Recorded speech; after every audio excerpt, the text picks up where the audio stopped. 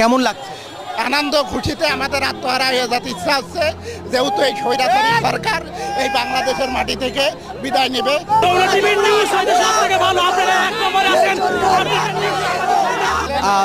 দর্শক, আমরা আছি বিজয় সরণিতে। একটু দেখাতে চাই, এখানে আসলে ছাত্র জনতা তারা এখানে স্লোগান দিচ্ছে, উচ্ছ্বাস প্রকাশ করছে।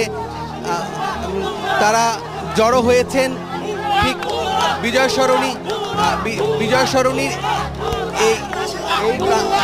এখানে মেট্রো স্টেশনের চারপাশে জড়ো হয়েছেন তারা। আসলে হাসিনার ফাঁসি চাই, ফাঁসি চাই, ফাঁসি চাই, কানকিটার ফাঁসি চাই। এখানে বিক্ষুব্ধ জনতা তারা স্লোগান দিচ্ছেন।